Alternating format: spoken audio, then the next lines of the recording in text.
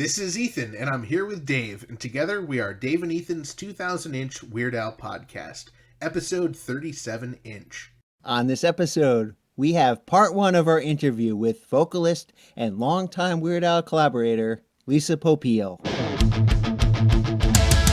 It's Dave and Ethan's 2000-inch Weird Al podcast. It's a podcast about Weird Al. It's Dave and Ethan's 2000-inch Weird Al podcast. Seriously, the whole podcast is about Weird Al. Dave and Ethan's 2000-inch Weird Al podcast. You don't have to listen, but we're glad you are. Dave and Ethan's 2000-inch Weird Al podcast. First off, Dave, we need to thank our mystery caller. They called into 347 Spatula, and they gave us all the dirty, deep details of the big photo shoot happening this Saturday. And out of respect for Al, and because it's sensitive information, we're not going to air the call. We're not going to share any of the information. We don't want to break any confidentiality. We don't want anyone to be upset. But I will share one detail, Dave. Our mystery caller shared one very important detail. I hope we don't get in trouble for saying this, but there will be bottled water provided. Oh, no way. Bottled water. Oh, I don't know what to say to that. I have one thing to say. I'm putting out a special hit on a bottle of the special bottled water for my collection. If you can get me a sealed bottle of water from the magazine photo shoot, I will give you a Dave and Ethan's 2000-inch Weird Al podcast sticker. Oh, how cool, how cool. Well, maybe our mystery caller will be able to score you a bottle of water. I guess I need photographic proof that it's that water and you didn't just buy Aquafina from the gas station. I will give you 2 Dave and Ethan's 2000-inch Weird Al podcast stickers if you buy a bottle of Aquafina from the gas station and send it to Ethan and tell him it is from the photo shoot. Oh boy. This is just my secret plan, Dave, so I don't have to buy bottled water next week. It'll just arrive individually wrapped in the mail. All right, that is very exciting news, and we do really thank that mystery caller for calling in 347 Spatula and letting us know all the details about the photo shoot. And it is very exciting news because we already have people getting their confirmation emails. I know a lot of our listeners, a lot of our friends, they let us know that they will be there. I mean, besides our mystery caller, our close personal friends, UH Jeff, Vicky DeVries, Vicky's son, Allison Parsons, Jeff McClellan, Jackson Scoggins, and Kenneth Gwinnett all let us know that they will be at that photo shoot. I cannot wait to hear all about it. We definitely need to hear from them after the photo shoot this weekend so we can hear about it. It takes place in Los Angeles on Saturday, January 18th. So please, whatever you can share with us after you're there, we would love to hear. 347 Spatula. And you can remain anonymous if you do want to let us know what's going on. I'm not sure what kind of directions people are going to be getting at the photo shoot, but if any of our listeners are able to do so, if you can show up in that picture doing either my hand signal or Ethan's hand signal in the photo, or somehow other visibly represent the Dave and Ethan 2000-inch Weird Al podcast in that photo shoot, and it somehow makes it into that final product, we will personally send you official Dave and Ethan 2000-inch Weird Al podcast swag. Yes, and if you do that and send me a bottle of water, just think of all the swag you'll be swimming in. And just think of all the bottled water you'll be swimming in. That's right. I can't wait. We also want to remind everyone that in just a week and a half, our special live event with Jonah Ray and a screening of UHF will be taking place at Proctor's Theater in Schenectady. That's January 25th. For all the tickets and all the information, head over to uhf.2000inch.com. You want to get those tickets before it's too late. And Ethan, don't forget to mention the posters. Oh, how can I forget? The amazingly talented Jeff McClellan, who, if you're a Weird Al fan, you definitely know his work. He designed 3 posters for the last tour, the Strings Attached tour. He did the amazing R2-D2 Campbell Soup Can. He did the Nature Trail to Hell. And he did the Another One Rides the Bus. 3 of my all-time favorite posters from the tour. So he, of those 3 posters fame, did our UHF Jonah Ray screening poster, and they are incredible. They are so cool. We loved his poster design so much that we decided to do a limited screen print run of these posters. And we are going to be selling them at the event as a fundraiser for putting on the event. But because you are one of our amazing listeners, we want you to have the chance to own one of these. There honestly are only a couple available. So if you want to reserve one, please let us know. Reach out to Dave, myself, or email frank@2000inch.com and we'll make sure you get one of these posters. You really want to make sure that you get one of these posters, because once all of these posters are claimed, that's it. There's no more chance of you getting another one of these posters. And if you're not going to be there in person and you really want Jonah or Dave or me or all of us to sign the poster, we are more than happy to make that happen for you. So please get your tickets to the event, get the posters, all that information, uhf.2000inch.com. And Dave, anyone who pre-orders the exclusive poster will get a special surprise. And I'm ready to announce it, Dave. Amazing brand new exclusive stickers. So I am so excited for our next guest, because she and Al have been working together on so many projects over the years. She's lent her voice to many of Al's most popular songs, and she recently toured with Al on the Strings Attached tour. She's also a great friend to the podcast. It's been such a pleasure getting to know her over the past couple months. Dave and I are so thrilled to have our next guest on the podcast. She has been performing for many years. She's notable for singing on Weird Al tracks. She is a voice coach. She's done so many amazing things, including touring with Al on the past Strings Attached tour. So excited to welcome Lisa Popeil. It's nice to talk to you guys again. I miss you. I miss everybody. It was such an amazing experience this summer. It was so much fun getting to meet you and meet all of Al's gals and getting to see you on tour. I never thought that we'd see backup singers on a Weird Al tour. I didn't think that was ever going to happen, and I doubt it'll ever happen again. But I think the fans really loved it. That's what they said. But of course, they'll go with anything Al does. You know, I've talked to a lot of fans. I said, you know, he set the bar so high this time with 3 backup singers, center stage, dancing their little butts off, and a full orchestra every night, and such a great show. What happens for the next tour? You know, again, talking to the fans, they said, whatever he does, we know it's going to be great. They just go with it. They just trust him implicitly that he knows how to put on a good show, and they'll go with whatever he decides to do. I think bagpipes are the next step. I think that's the only way he can go up is with bagpipes. No, I mean... Circus, how about circus performers? Yes! Oh, Flying wow. from the Raptors. Cirque du Weird Al. That would be cool. I think you're onto Weird something, Al Lisa. Circus. Yeah. But, you know, speaking for the fans, and, you know, Dave and I recorded reviews after each concert we saw. Having the addition of you and the other backup singers was just such an amazing thing, both musically, but also getting to see you guys on stage was so much fun. Getting to, you know, see the dances and the synchronization that you guys did. It added to the experience so much. I was wondering if there was too much going on visually, because we've got, of course, Al, you know, doing his thing, which it's hard not to watch him every moment. Right. But also having the big screen in the background, showing videos the whole time, and then having the conductor, and then the orchestra, and then us dancers, and then, of course, the band. And I spoke to fans about that, too, and not a one felt that it was too much. They said, I always had something to look at. Yeah. They loved even though it might have been overkill, they loved every second of it. It wasn't overkill. And then there were a lot of people who seemed to come multiple shows.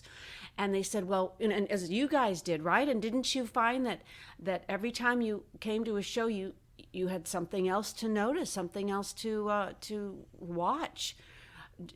Wasn't that the case for you? Oh, yeah. Count me in as one of the fans who loved seeing all that up on stage, everything, including you and Monique and Scotty, just everything. And yes, there's always something new to report on. I mean, our concert reviews, they got longer and longer just because we noticed so much more each time we went. It's so true. Yeah. I mean, just having that opportunity, I obviously, along with Dave, are in the camp of wanting to see the show multiple times, regardless if it's the same show. And it really is. I mean, it makes it's like when you watch a TV show or a movie that you love and you get to notice these new little parts and you then love that piece of art even more. And I feel that way about Weird Al shows. I feel that way about the original Star Trek. Oh, yeah? I'm a complete fan over all these years since I was a little girl, and I feel the same way about that every time I see something that I never noticed before, it makes me feel closer to the show and makes me appreciate all the effort they put into it even more. So yeah, okay, on the same line there about when you love something, when you see the detail and you appreciate the kind of effort that goes into it. Even and in that show, like for example, that show was didn't get that high in the ratings, and after 3 years it was gone forever, and yet they put so much work into it. And the same thing with a live show. Right. Once it's over, it's over. It's an experience in the moment, and that's makes it very magical because it'll never be that again. Absolutely. I didn't know you were a Star Trek fan. That's really cool.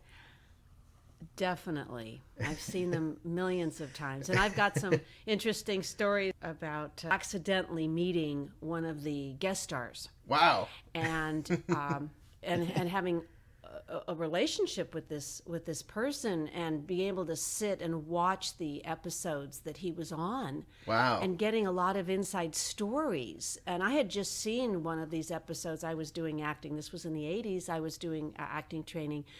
And I remember watching one of the episodes he was on and thinking, that's an amazing performance. That is so intense.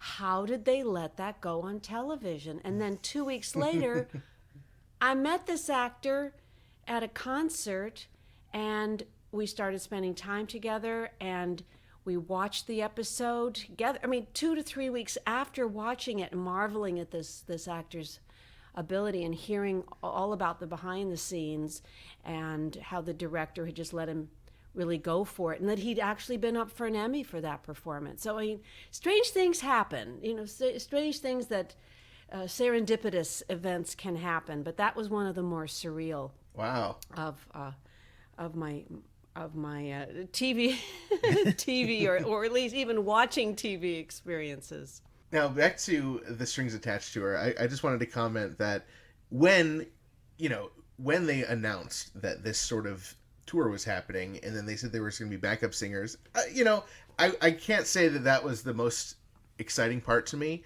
but as soon as they announced that you, Lisa Popeil, was gonna be on the tour, that I got so excited about that, because as a Weird Al fan, you are so ingrained in the history of Weird Al that getting an opportunity to see you performing live on stage, for Dave and I 18 times each, is just incredible. And so that was a huge selling point for me. I mean, obviously I was going to go anyway, but it made me even more excited to see that you were on tour. I don't know if we want to go right now into your insane history with Al, or if we want to keep talking about Strings Attached, but I just wanted to comment that. Oh, that makes me feel so good, because I figured that most of the people in the audience didn't know anything about me or my history or which songs I had sung on. So it makes me feel good when he would call my name out. He was so generous about that. He'd introduce the band and make a big deal about all the band members. And when he'd say my name, and occasionally I'd hear some screaming, that was amazing. You don't get much screaming in your life when somebody says your name. And I'm assuming it was a hardcore fan who actually read the liner notes over the years. Well, I mean, even just having the name Popeil, I mean, that is so ingrained in Al fans, because in 3D, the big album that Eat It was on, we have the song really about your father and your brother. Yes, and my brother was just here 2 days ago. He's 84 now, and he still invents things, and he comes over on occasion over the years, and I record in my studio. I record him doing his voiceovers, and he's got a new product that he's selling, and he's got a commercial for it, and he's got it's called Flip It. I might as well say that. It's called Flip It. And he was doing his voiceovers here, and I just smile when he does it because he's so intense still about it. He wants the wording to be absolutely perfect, and I'm saving his sheets with the copy on it, and it's full of blackout marks and rewritten words. He doesn't take his work lightly. He still has the kind of love for selling, but also he's open to me coaching him about pitch or speed, sometimes he gets a little strong in his delivery, and I think it should be a little bit sweeter or lighter. So he's open to the process too. But I'm going to save these because not that I'm going to sell them on eBay sometime, but you never know. Some Ron Popeil fan in the future may really want to have a copy of what he's doing after all these decades of selling. He started really selling when he was a teenager, and he's perfected his skill, as you can imagine, over, I guess is it like 6 decades of Wow. of doing this, and he has not lost any of his dedication to the craft of selling in this. It's like a performance art. But just before we started, I took his sheets and I just flattened them out and put a paper clip on them instead of throwing them out. I thought this is special. I shouldn't just throw this in the trash. This means something to a lot of people who grew up with Popeil products. And I'm not really sure exactly the true story of what inspired Al to write the song, but I know that he had seen in Los Angeles magazine, he had seen my photo and bio when I was attempting to be a singer-songwriter or working hard on that in the early 80s. And he was just starting out. I guess so it must have been 83 was my guess, 1983. That he had been in the Los Angeles magazine section called Peoplescape, which had 4 up-and-coming people to look out for. And so his photo and his bio for his first album was located right next to mine. Wow. Oh, wow. And he'd seen that I was a singer and that I was part of the family. And then I received a call from Jay Levy, Al's then and current manager, who invited me to sing on Mr. Popeil, and I went down to the rehearsal studio and met Al for the first time, and they were auditioning backup singers because it was going to be a sound alike of Rock Lobster by the B-52s, okay. And they needed one more girl singer. And just to hear the different girls sing Mr. Popeil, Mr. Popeil, oh, thank you very much. And then next, Mr. Popeil, oh, thank you so much for coming by, Mr. Popeil. Just girl after girl singing in a strange B-52's voice.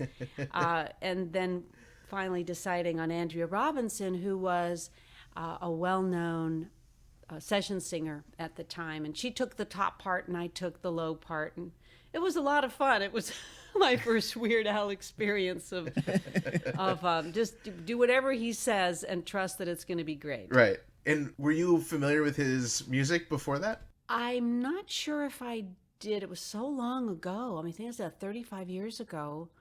I'm not sure if I had the first album. They might have sent it to me so that I could hear what he had done previously. Was the 3D record, was that his second album? Yeah. So I mean, I don't think that we would expect you to have known him because Eat It wasn't out yet.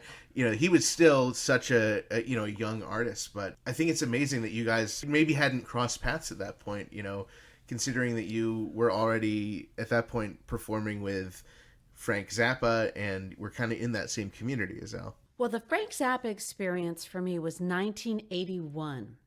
So around 1982, starting in 82 is when I really did a lot of work on my album. I had a self-titled album, started working on it in 82, believe it came out in a beginning of 84. So when I think back on my busiest time in the business, which was really from 81 to 87, as a performer and recording and doing a lot of demos for other people and doing session work for commercials, TV, and film. Those 6 years were my busiest time. When I look back at old photos and promotional things and articles, it was most of it was in the 83, 84 period, so I was really busy then. And I can't remember the order of the songs that I did with Al after that. In fact, I was talking to someone who I did an interview with, a fan who I had done an interview with, and I said, would you mind just letting me know which Al songs I sang on? Because I'm not really sure. And he was kind enough to send me a list, which I did not commit to memory, but I have it somewhere. You guys probably know too more than I do, but it always was a thrill whenever I'd get a call saying, "Do you want to come in and do a song?" Oh, absolutely. And then Al started asking me to put together groups. So we would do a group. I'd call my session singer friends, and we'd need 2 guys, 4 guys, we need 3 girls, 4 girls, whatever he needed, and we'd all go down together. And those were always exciting because Al had the music all prepared, written out. A lot of times when you do sessions, you basically show up and they give it to you then. But Al was thorough, as he is in all things. And we had the music beforehand and we had sample tracks beforehand. So we went in pretty prepared. But and Al also was respectful about our abilities and our experience. So he'd ask for our opinion on things. Do you like this voicing there? He wasn't, he wasn't saying things like, "Oh, this is the way it is. Just do it as," No, he was. Right. If he had a question, if he thought we could input on how to make something better, it was team. It was a group experience. It wasn't just here's the music, sing it, see ya. So we appreciated that too, that we had our input into range. Is this part too low, do you think, for the female low part? Or do you think this part's too high? Or do you want to have the girls switch parts? So, there was, in the studio, there was conversation about how best to pull it off.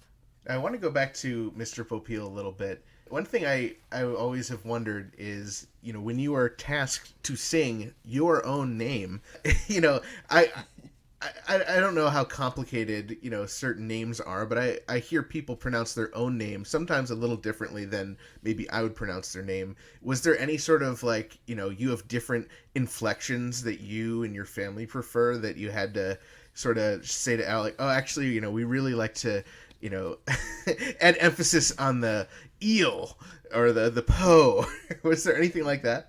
No, he knew how we pronounced the name, and it was fine. Sometimes when I travel to Europe quite a bit, I was just in Italy and Romania, and when they introduced me, I always try to clarify, because for a 2-syllable name, you wouldn't think it's that hard, but people say it. They put an M in there a lot. When I'm in Europe, they'll say Pompei. I'm some dead Italian city. I don't know where the M comes from. Also, Popeil comes out a lot because they think it's French. It's actually a Polish name, and it is misspelled. The original spelling would have been Popiel. So when they say the EI, they might say the sound I, Popeil, because they never grew up with the commercials, so they've never heard the word before. I've been doing a lot of genealogy, and there is a branch of the family that does pronounce it differently, where they'll call it Popeil. Popeil. There's a branch that pronounces their name Popeil with the emphasis on the first syllable. So I always make sure when I'm in Europe, especially if I'm going to be announced to a lot of people, that it's Popeil, that it's stressed on the second syllable. and that it's Lisa, not Lisa. They don't. They always think it's going to be a Z. Lisa. They want us. Most of the common pronunciation in Europe is Lisa Popeil. That's the so I make them practice, and I've got my little fist action so they know which Lisa Popeil. But no, Al knew. Right. Not okay. a problem there. Not surprised there. So how long after Mr. Popeil did you work with Al again? I was afraid you were going to ask me that. Oh, it's a blur. It's a blur. You probably should tell me what was the next song I sang. I don't remember. I don't remember. I think it was some time before we picked up again. Maybe the late 80s.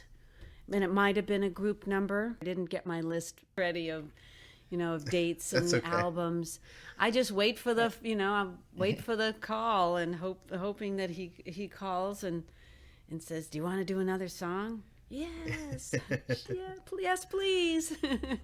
Yeah, well, some songs we do know that you worked on. We do know that you worked on, Don't Download This Song, Do I Creep You Out, Weasel Stomping Day, Amish Paradise, Stop Forwarding That Crap to Me. Amish Paradise was unique because even though it sounds like a group, it was really the band and me. Oh. So that was not, that was just the only female on that was me. But the other three you mentioned were group songs that I helped put together with some really famous session singing. I mean, it's famous in the session singing community, people who have made their living doing sessions and been on every movie and millions of television shows. I was always an artist until I quit in 87, and I'm not always taught voice ever since I was 18. But in 87, when I quit the pop music business, I was getting older, and the music business was starting to sign a lot of rap artists. I thought, this is not the business for me. My songs were getting more, in a way, more complex, and I really liked what was going on in England, and less of what was going on here. And there was just a lot of pressure to write hits here in LA. So then I got into video. I thought, well, maybe this isn't for me. So I started working for a video production company, which helped me a lot, even as a voice coach, learning about how that whole world works technically.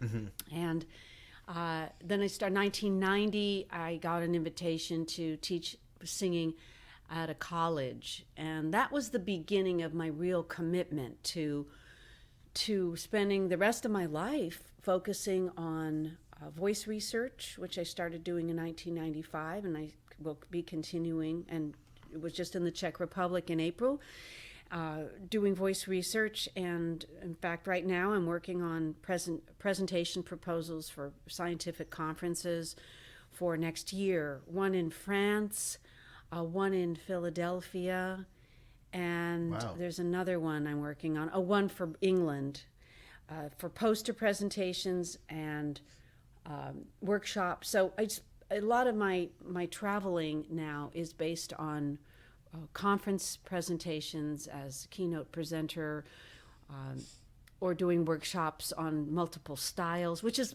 been related to Al too, because he'd say, okay, we're going to do this style, we're going to do this style. So It isn't just you have one voice and you just bring that voice to it. It's like, what style are we doing on this one? And related to the Strings Attached tour, that's one thing in particular. Monique, who can just sing anything, so it's opera at the drop of a hat, or R&B, or belting. So there's this sort of flexibility. Scotty has a real great rock sound, and so she brings this rock sound. I mean, she's flexible too, but her specialty is this a rock sound, or a bluesy sound. Mm-hmm. And I think my specialty has been, even though I took the low part of the three. I've done a lot of head voice in my life, so doing head voice is really easy for me. In fact, when Monique had to miss a couple of shows this summer, I took all her high parts. So we all could do all the parts. Right. But I'm very comfortable doing head voice and opera sound, or an operetta sound, or a musical theater sound. It's very, very easy for me. But I was just amazed at how Monique could just go from a opera sound to a belting sound so easily, and that's something I like to do as well, which is, to be as flexible as possible. And so I teach other teachers what makes a style different from another style. How is pop different from rock? Are those two different from R&B? We didn't have any country singing on the as singers on the Strings Attached tour. I know Jim West, he's also such an amazing guitarist, and he can go from style to style. And I think it was on Biggest Ball of Twine that I noticed that Jim was doing a kind of a country style in his playing, but we didn't do country, but vocally we did a lot of different styles, and that's just something that's interested me my entire life as a singer, because I started in classical, because that's what, if you went to a singing teacher and they had any credentials at all, they were always classical. So even though I wanted to sing pop when I was 11, because I started classical voice at 7, and when I was 11, I wanted to sing pop and sound like people on the radio. I wanted to know how Barbra Streisand could make those sounds, and then, not knowing anything about R&B, I loved Aretha Franklin, for example, and I wanted to know how did she do that, because whenever I would try to sing that, I would always sing in head voice on the high notes, because that's what my training was, and I couldn't talk about it with my singing teacher, because she got really angry. Well, I did. I actually brought it up when I was 11, and she got really angry with me, because in her mind, that was not singing, and that was deleterious. Oh, that word has never passed my lips. That was harmful to the vocal cords. It isn't when done correctly, but she didn't know that. She had that bias, which is that good singing is classical singing, and that classical singing is the basis of all good singing, you see. So I was really on my own, and it took me a long time to figure out how I could sing in these other commercial styles without losing everything I worked for in terms of the classical singing. So I think more and more people are around the world, teachers are more and more around the world going, yeah, maybe you can do all of that. You don't have to just sing opera to be a good singer. So it's an exciting time for me as a teacher now, because there's such a hunger around the world at the university level and in the private teaching studio level about how can one person do all these different styles authentically well and not hurt themselves. And I think it was Al's last tour, the Ill-Advised Vanity tour, where he was doing all these covers, where he was actually doing more stylistic variety, I think, than he'd ever done before. Yeah. So I was excited to hear how he was really going for it in terms of sounding not like him, but trying to sound like the original singer. So I was like, yeah, you go for it, guy. Yeah, so since you mentioned the Strings Attached tour and Monique and Scotty, is this the first time that you worked with Monique and Scotty? I worked with them, both of them, on a Weird Al song. And I'm not exactly sure which one that was, but it was about 12 or 13 years ago. And I brought both of them in. Oh. But I had actually met Scotty on a demo session in 1988. So in 88, when I was still, I guess by then I had stopped my own career, but I was still doing demos. I was asked to do a song demo for a songwriter in LA, and they had brought Scotty in, and I heard her demo that she had done when she had lived in I guess it was Nashville or Memphis, and it was amazing. She was amazing. She sang every note in tune, and I felt that was not one of my gifts. I had numerous gifts vocally, but singing every note in tune was not one of them. I was just so impressed with her, and she was so nice. And I became friendly with her after that and just stayed in touch with her since 1988. And then when Al called to do a 3-girl session, about, like I said, about 13 years ago, I asked Scotty for a referral, and she mentioned Monique and how great Monique was.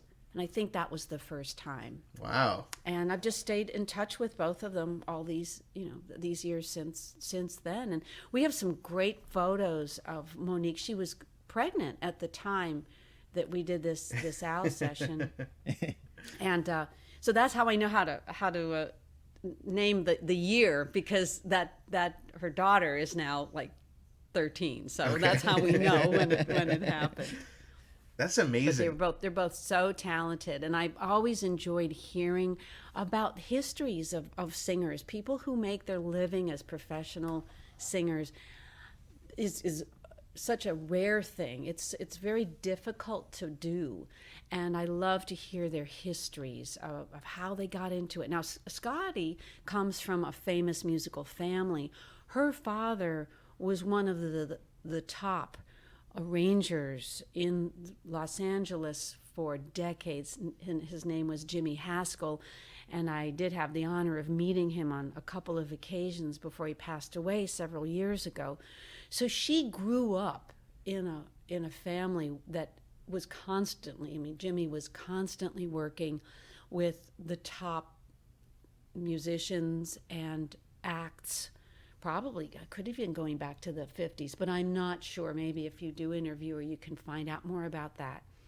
But his name is on so many albums as an arranger, including Weird Al's song "Spy Hard." He actually did the arrangement for that song, which is so I cool. didn't know that. How neat is that? It all comes back to Al. It's a small world. Al is the center of our worlds. We just live in it, right? In fact, my husband was, Bill Monty was in a group, a Hawaiian group called Mofoya in the 70s. And there's a record that just came out called, I forgot the name. It's a compilation of Hawaiian-related 70s songs. And I was just looking, he just received it, because Mofoya, it's called Magic Sands, that cut is on this new record. Mm-hmm. And at the bottom it says Bill Monty, and below that it says Jimmy Haskell Music. Wow. So one of the songs that Jimmy, but I don't know which one, I sent it, I took a photo of it and sent it to Scotty, and she wasn't sure, but she was going to check to see which of the songs had her father arranged, because I was just like, there it is again, the small amazing. world. We're all we're all connected in the music business. I love how it's all connected like that. That's fabulous. I have a question for you guys, if I may, and that is, what do you do in terms of your connectedness to Al and his work? What do you do in the years when he's not making a record and his next tour hasn't been announced?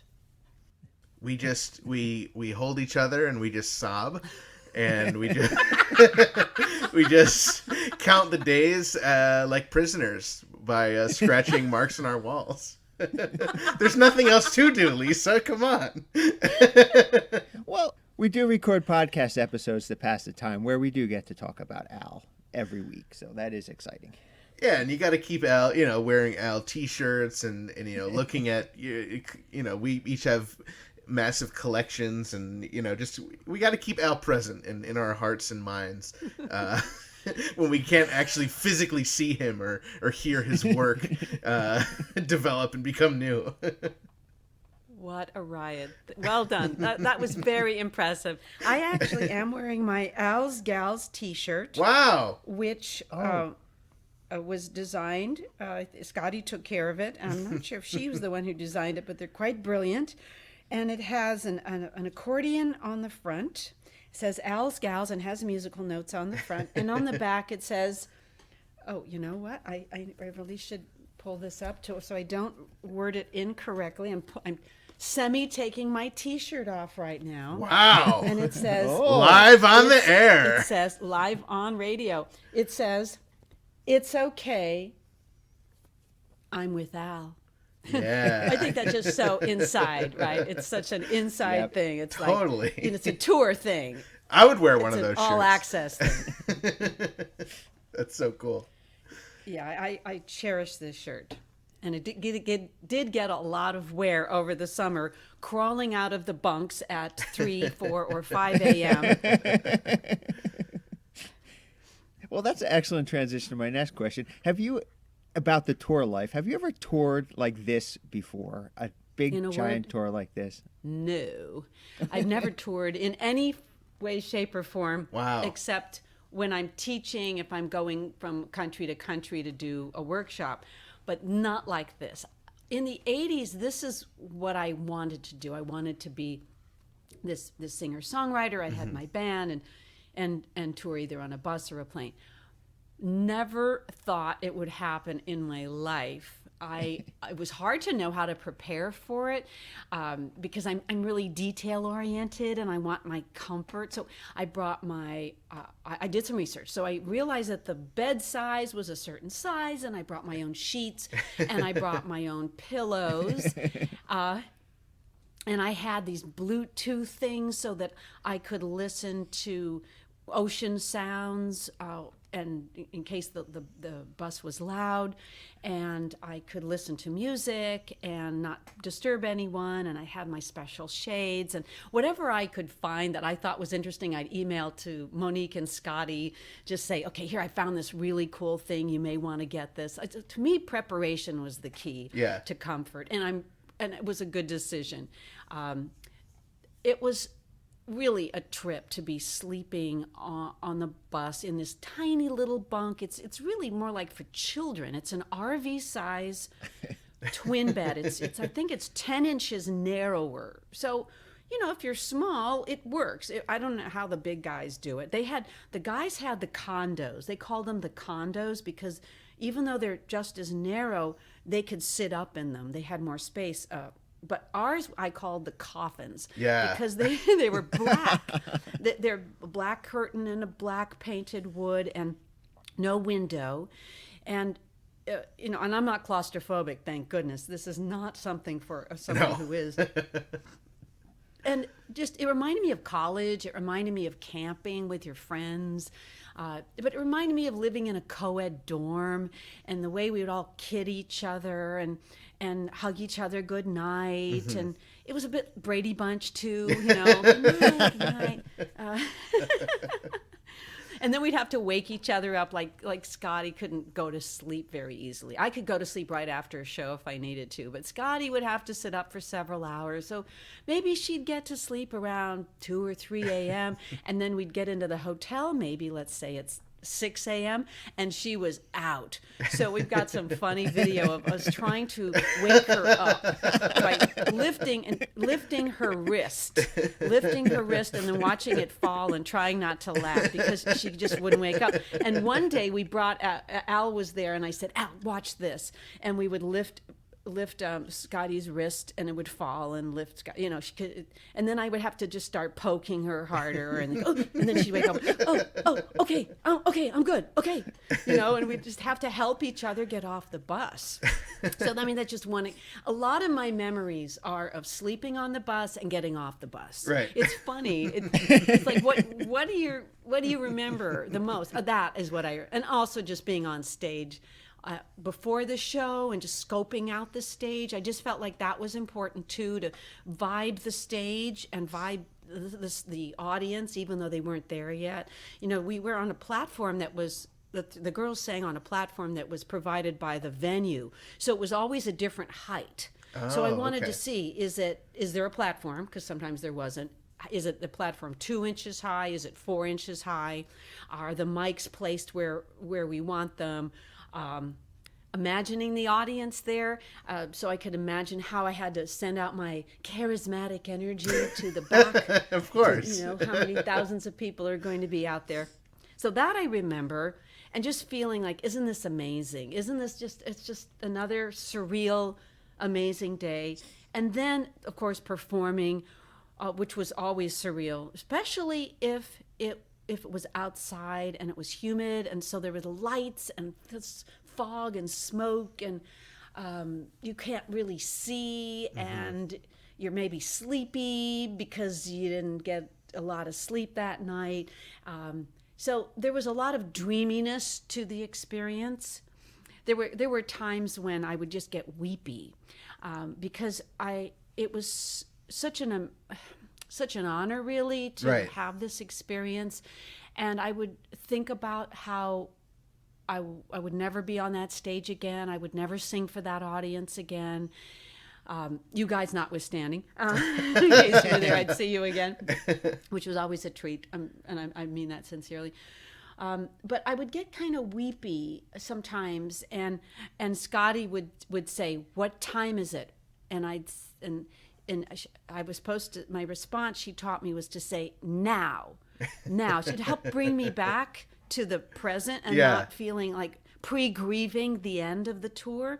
And then she started trying to train me to be back and not be weepy by hitting the top of my hand like this with a slap. And I started doing it, and I would say, "Now, now, now." And if I get weepy, she'd say, "What time is it?" And sometimes I would forget, and I'd say, "It's 3:30." And she'd say, "No, it's now." "Oh yeah, it's now." And I'd slap myself on the top of my hand just so I wouldn't be a puddle of tears. But I felt like pre-grieving the end of it would help me at the end not go, be a complete mess, which I was anyway. The last night was Little Rock, Arkansas, and it was really tough for Scotty and I to get through the show, but we did.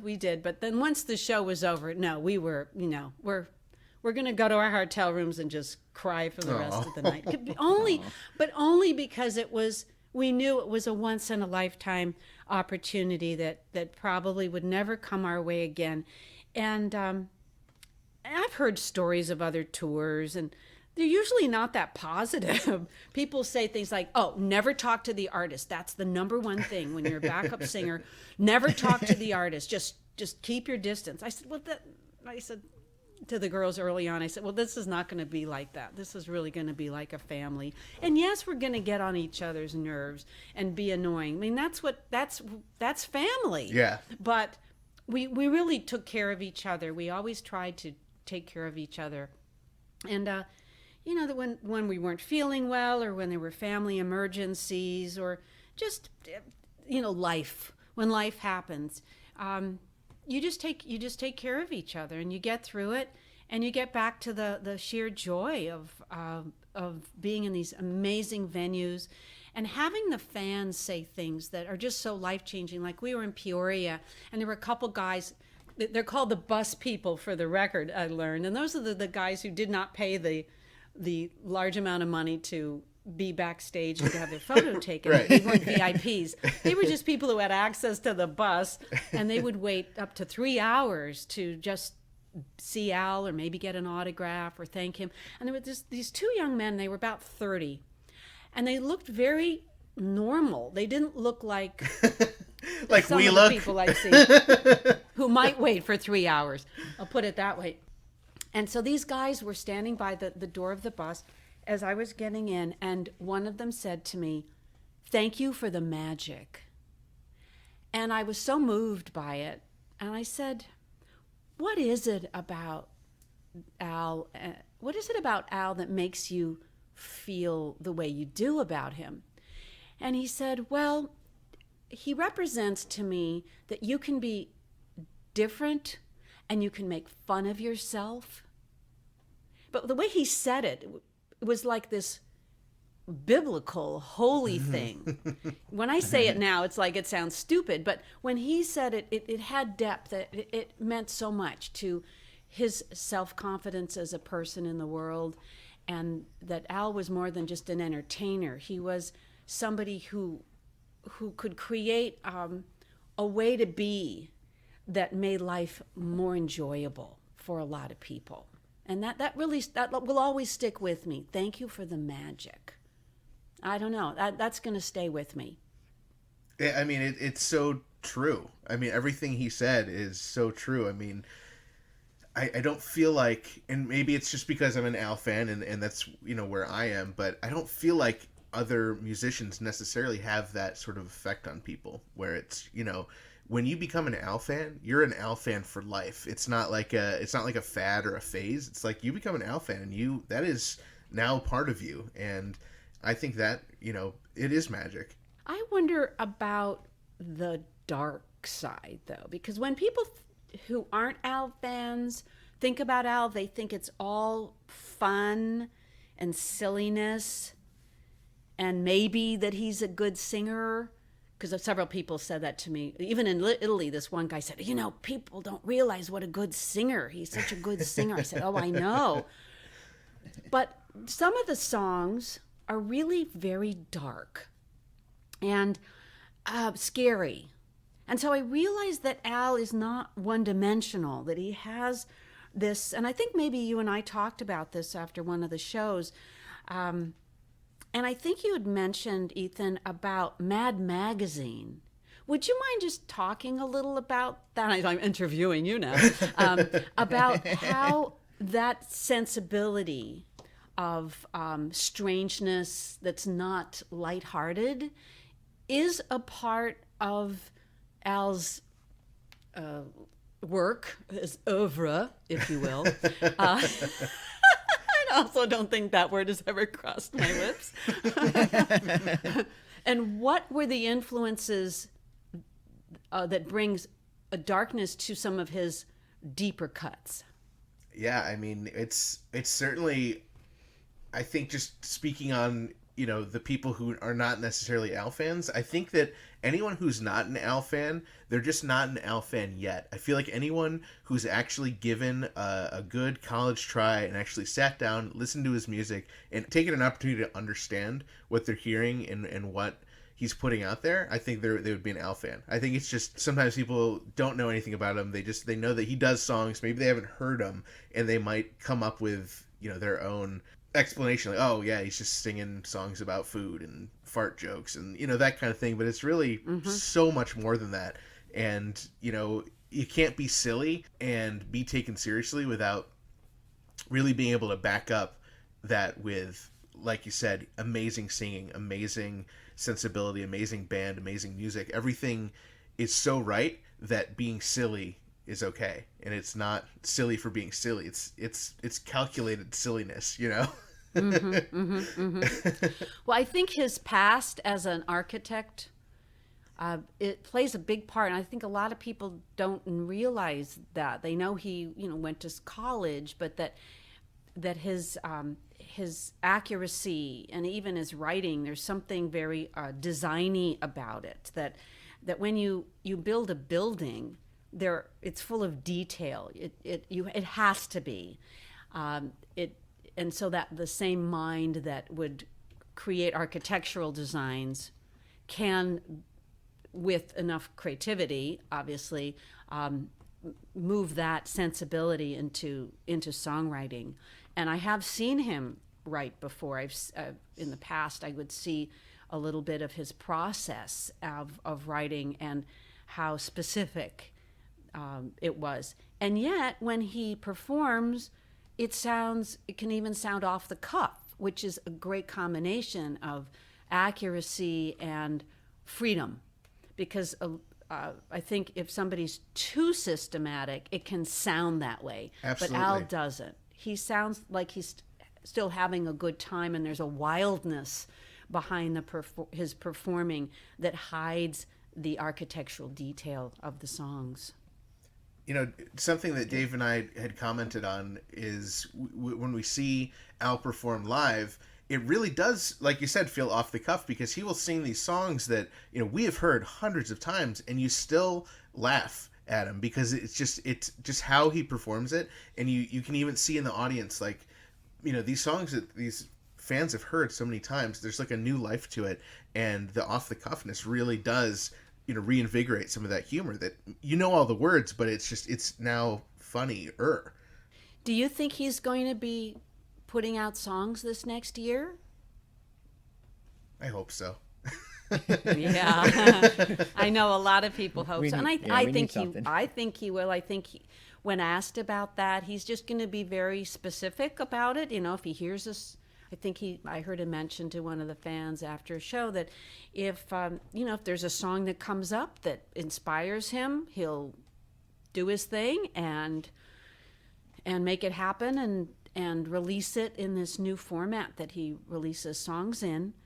But he's not, I think albums are part of the past. I just think I don't think it's a format that's part of the future for most artists. Mm-hmm.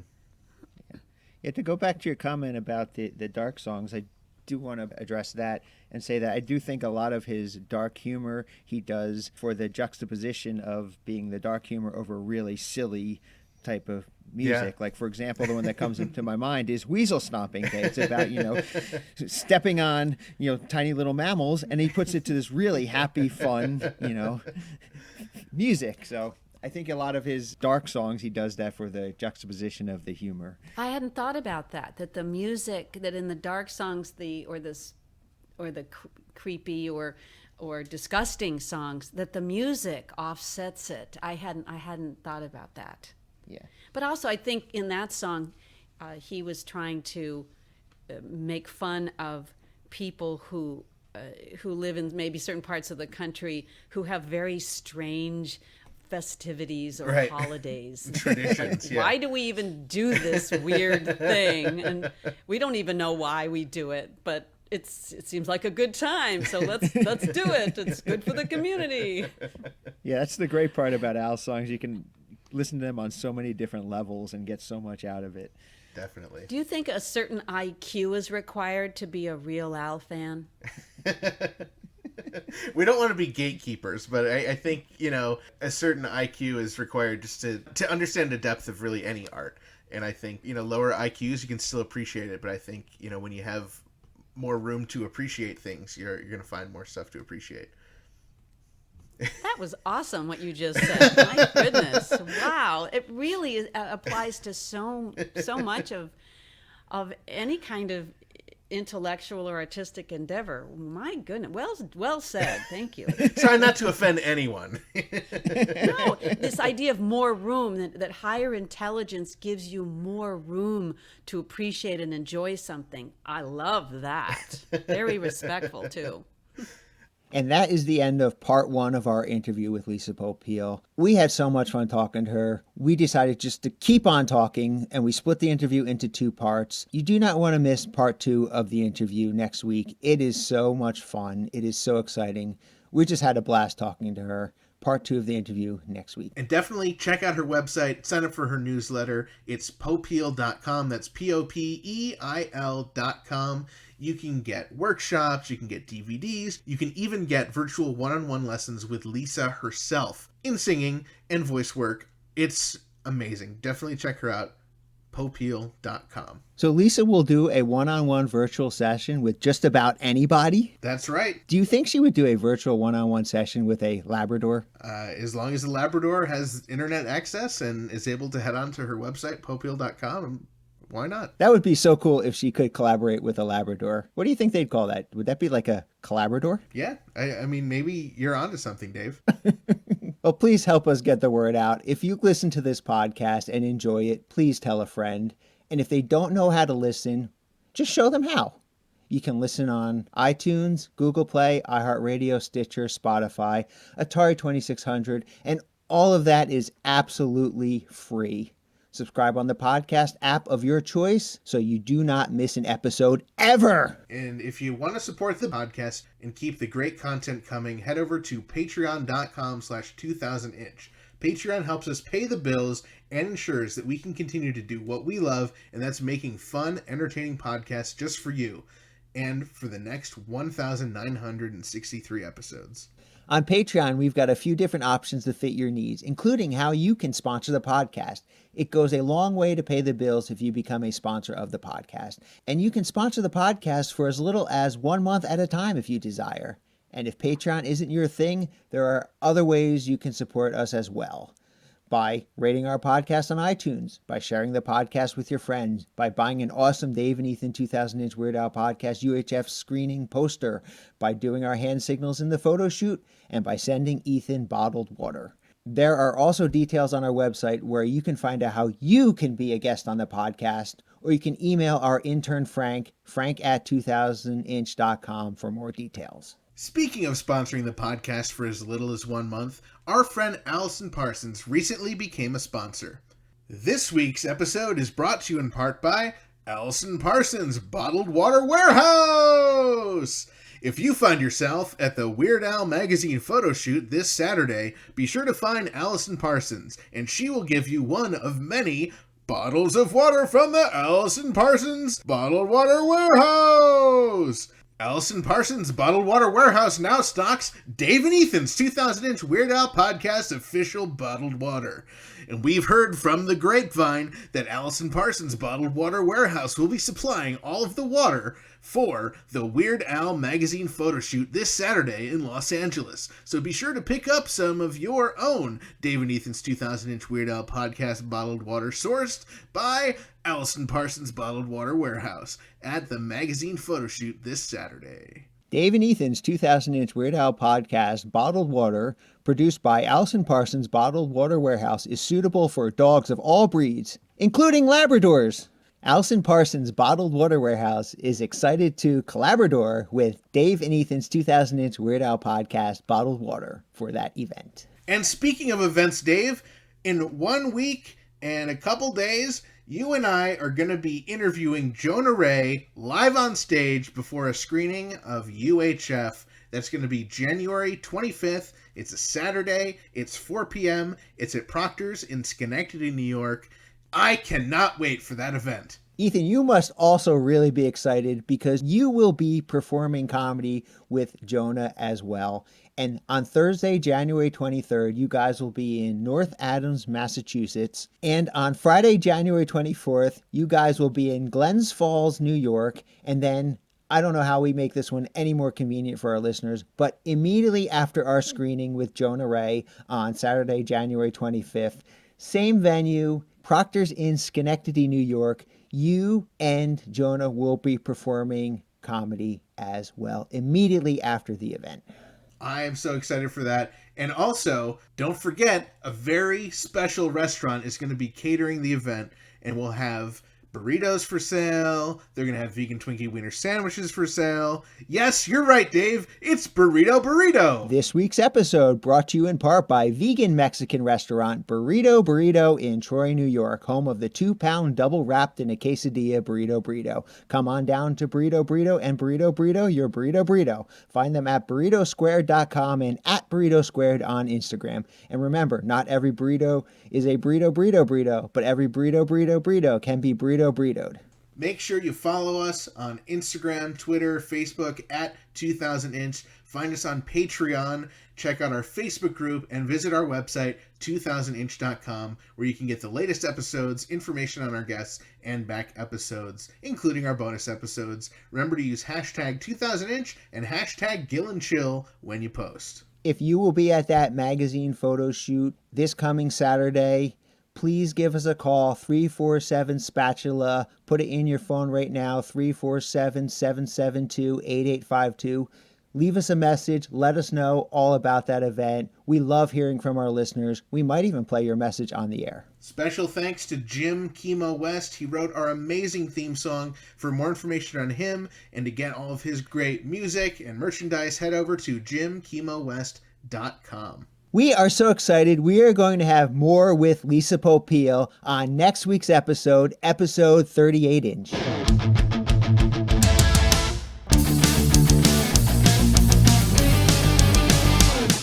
That was Dave and Ethan's 2000-inch Weird Al Podcast, episode 37-inch.